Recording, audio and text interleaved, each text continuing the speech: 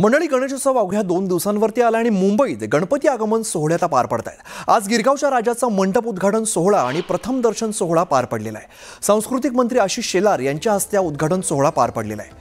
गिरगावच्या राजाचं यंदाचं हे 98वं वर्ष आणि यावर्षी पर्यावरणपूरक अशी बाप्पाची मूर्ती आहे।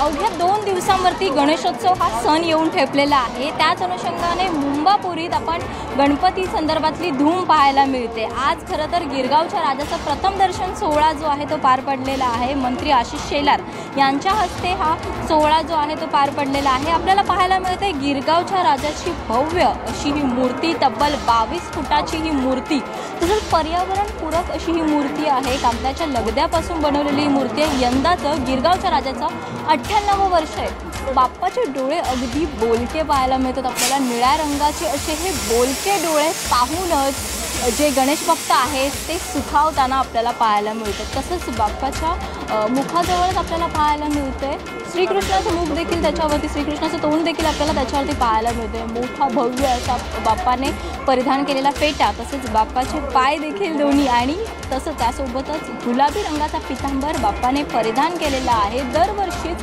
गिरगावच्या राजाची ही पर्यावरणपूरक मूर्ती आपल्याला पाहायला मिळते। यावर्षी देखील तसंच आहे। तसंच जे आपल्याला बाजूला डेकोरेशन पाहायला मिळते, सजावट पाहायला मिळते गिरगावच्या राजाच्या मंडपामध्ये, ती जर पाहिली ती देखील बांबूपासून बनवलेली ही आकर्षित अशी भव्य असं सजावट आपल्याला पाहायला मिळते। इथे बनवण्यात आलेली प्रत्येक गोष्ट ही बांबूपासून बनवण्यात आलेली आहे आणि तितकीच ती आकर्षक देखील वाटते। डोळ्यांना भावेल इतकी आकर्षक ती आपल्याला सजावट पाहायला मिळते। व्हिडिओ जर्नलिस्ट गणेश कदमसह स्नेहा जाधव, न्यूज 18 लोकमत, गिरगाव।